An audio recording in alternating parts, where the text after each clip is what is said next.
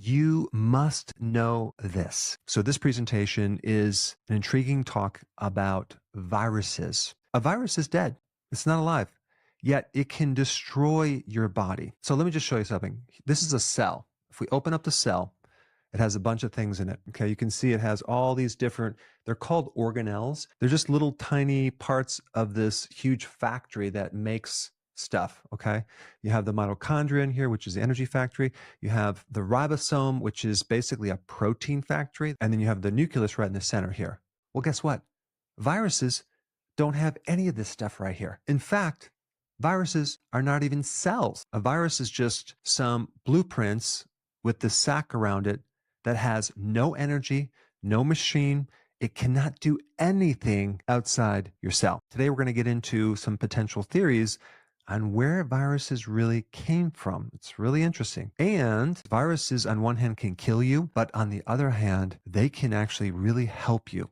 And I'm going to get into that as well. But to understand viruses, you have to just get a little bit of a foundation of what they are and what they're not. Viruses are not cells. They're very tiny things that compared to the cell. So they come in contact with a cell, and it's like a lock and a key. Something gets inserted like a spike protein, and it just activates something that then causes a chain reaction in your body, which involves the hijacking of your machinery. So they basically can tap into your energy, use your resources, not theirs, for their survival. And then they start to reproduce and make more of themselves. And then they explode your cell. Okay, they're not nice. They're classified as parasitic. Now, before I get into some of the theories on where viruses came from, which is a huge mystery, I want to just cover some ways that these viruses evade your immune system. There's one type of virus, they rupture the cell membrane, they disintegrate it. They're called lytic viruses.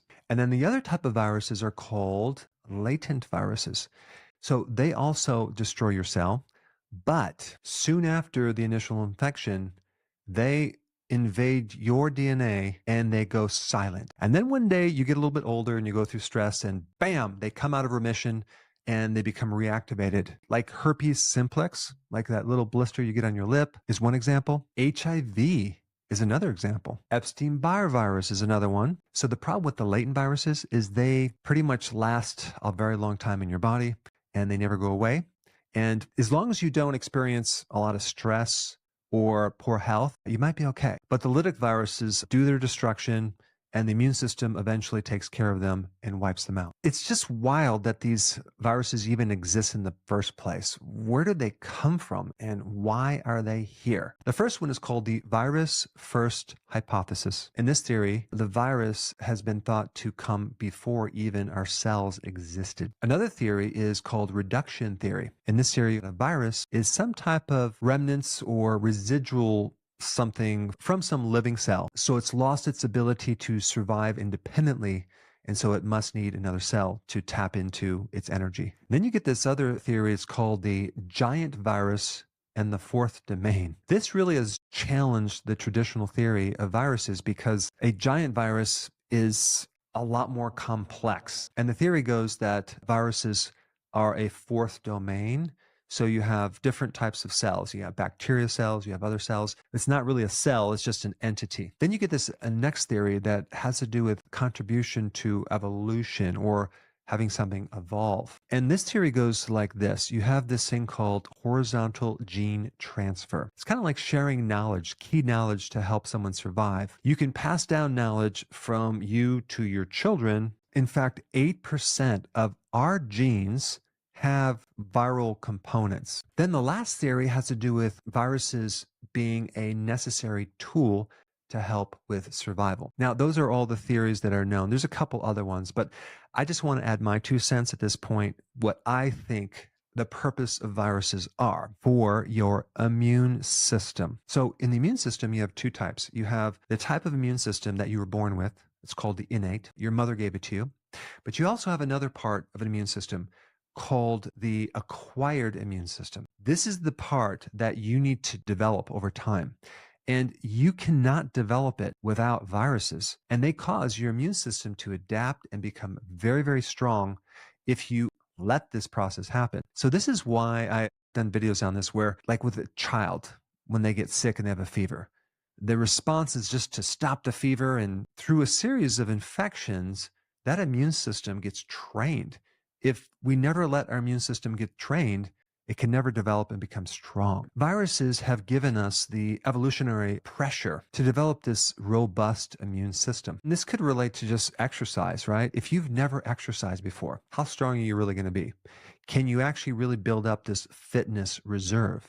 No, not without exercise. And so this side will develop strategies to help them survive, and then our bodies will also develop other strategies. So they're sitting there waiting and waiting for the door to open, for you to get weak. Now, other viruses, like the Epstein-Barr virus, for example, there's many of these that do this, but the Epstein-Barr virus downgrades your vitamin D receptor because somehow it knows that vitamin D is really essential for your entire immune system. So I just have to explain something about vitamin D that's super important. A lot of people don't know about this. In fact, most doctors do not know that there's two different systems for vitamin D. And there's 3 different types of vitamin D. You have the vitamin D that comes from the sun, and then you also have the vitamin D that gets stored in the blood. And then you have the last vitamin D, which gets activated inside the receptors wherever it goes, okay? So there's 2 systems of vitamin D. One is all about calcium and bone, and the other system is about everything else, okay? It's non-calcium functions. Immune system is the big one. The most important thing that you need to know is the vitamin D in the blood is in an inactive form, and this is mainly to feed the bone. A very tiny bit of it, like 0.04% of it, feeds the immune system. So if you want a strong immune system, but you're not getting daily amounts of either sun or the supplement or vitamin D from the food, your immune system is going to suffer because the half-life is 24 hours. For the bone, you can get by with like 600 to 800 IUs. But for the immune system, you need a minimum amount of 10,000 IUs. 10,000 IUs would be basically 20 minutes in the sun. But the average person needs 10,000 IUs every single day to support a healthy immune system. Then you also have many viruses, including the rhinoviruses, which gives you the common cold. They need zinc, and your immune system needs zinc too, because zinc also turns down virus reproduction. And then you have another virus called HIV. What that does is it targets this very specific immune cell that is like the quarterback of the entire immune system. And it takes that one out. One way to counter that, just as a side note, is selenium. Selenium is in Brazil nuts. It's also in shellfish. And if you have enough selenium, you can reactivate that cell and get it to work right. So now I want to just touch briefly on what reactivates certain viruses that are latent or in remission. As you age, you become weaker.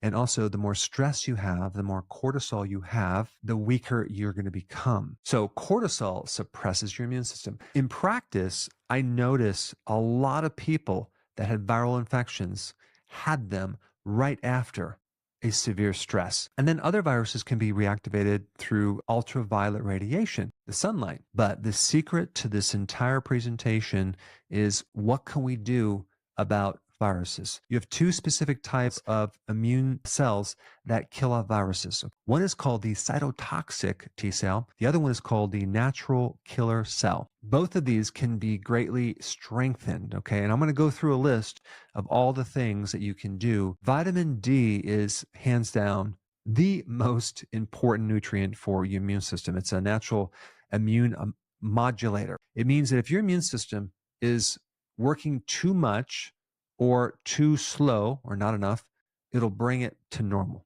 Number 2 is zinc. I already talked about that. Zinc increases the immune system many different ways. One way, it counteracts this whole viral shutdown of your zinc supply. Another way is this zinc just stops the reproduction of viruses. Then, of course, you have vitamin C, right? The best vitamin C food you can eat is raw sauerkraut. 1 cup of that a few times a week would give you 700 milligrams of vitamin C. Sleep is another important thing. Try like heck to get 8 hours of sleep. You know, I was at one time bragging because I didn't need much sleep. I can get by, I can get up really early. That was a very stupid thing to brag about because I'm telling you, 7-8 hours of sleep is a necessity. Number 5, the reduction of stress, whether it's physical work, going for a walk in nature, doing stretches is very, very important. Also, if you have a fever, don't try to get rid of it right away.